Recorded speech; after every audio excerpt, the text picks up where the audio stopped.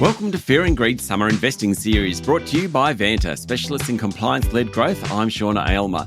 Something very different for you today. We've covered all kinds of alternative investments on Fear and Greed, but we've never talked about pinball machines. As always, this is general information only, and you should seek independent advice before making investment decisions. Stefan von Imhof is the co-founder of alternative investing community fund alts.co. That's ALTS.co. Stefan, welcome back to Fear and Greed. Thanks for having me. Well, pinball machines, you're talking my era. Why are they suddenly collectible? I just like to kick them. Well, let's be clear. When we're talking about pinball machines as an alternative investment, this is more of a collectible than any serious investment, right? This is kind of on the quirkier, more esoteric side of alternative investing, but that's okay, especially if you're a fan of pinball. So during COVID, people stuck at home. The value of pinball machines, along with many other collectibles, started to rise.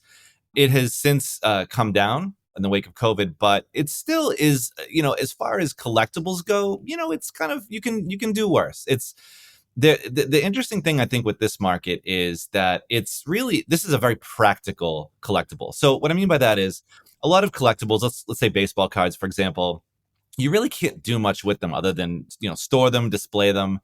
And that's about it. But you can't really touch them. You can't really feel them, right? But pinball's not like that. No one cares about new in-box pinball machines. This market is an active playing market, right? So it's expected that these are used and, you want to make sure they're in good condition, but it's okay to play these things and then resell them. So yeah, it's definitely, it's on the quirkier side of alternative investing, more of a collectible, but it's definitely a fun one. Is there much of a market for them? In 2023, there were 26,000 pinball machines that changed hands. So wow. It's bigger than you think. I was surprised because there's actually in Australia, between Melbourne and Adelaide on a dusty road in Nil, there's a place called the Australian Pinball Museum. And so on a recent trip from Melbourne to Adelaide, I actually dropped by and stopped in and said hi to the owner, Lyndon.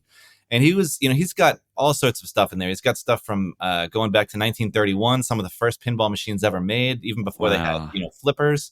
And he's got all the modern stuff and everything. And this guy's a walking, talking, encyclopedia of pinball knowledge. So, he's got a lot of the stats. He understands this market very well. And yeah, it's bigger than you think. It has, if you're not into pinball, you may think it's kind of niche, and maybe it is, but there's a lot of fans. And in fact, one of the biggest fans in the world is actually Slash from Guns N' Roses. Oh, really? Yeah. So Slash is a huge pinball fan. And Lyndon was telling me a funny story where the Guns N' Roses pinball machine is one of many rock and roll pinball machines which have, come up in recent years. And the manufacturer was having trouble securing the music rights actually for Live and Let Die, which they wanted to use in the game.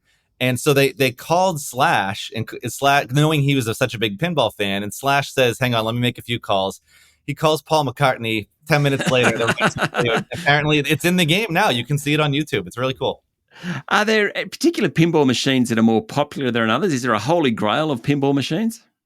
Yeah, so unfortunately, this is a market where vintage does not mean value, generally speaking. Right. So the old stuff, the kids just don't want to play that stuff. They don't really care. It's cool for a museum. It's cool for serious collectors, but it doesn't really appreciate.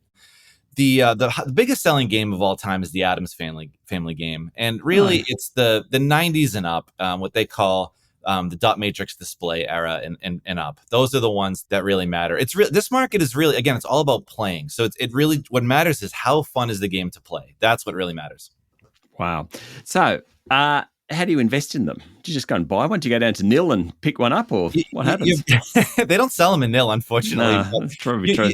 There's a lot of Facebook groups and stuff like that. The best place to go, aside from Facebook groups, classified auctions and stuff like that, is basically just go to an estate sale, right? So it's not uncommon, to go to an estate sale and there's one or two pins, and they're just sitting around collecting dust in the basement, and that's how you get them for a song. Yeah, that's the best way to acquire.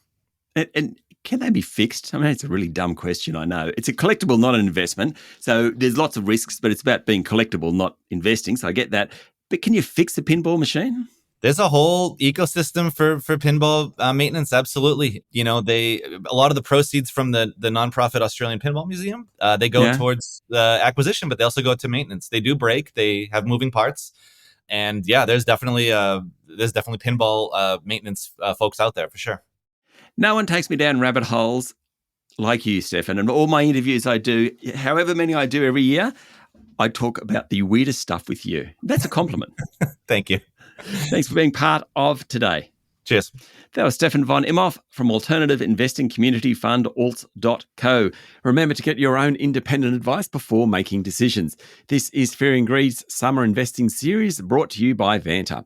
Vanta automates compliance for frameworks like ISO 27001, SOC 2, CPS 234 and Essential 8, saving time and money while building trust. Join over 8,000 companies like Atlassian, Dovetail and FireAnt, managing real-time risk. Get $1,000 off at vanta.com/fearandgreed. I'm Sean Aylmer. Enjoy your day.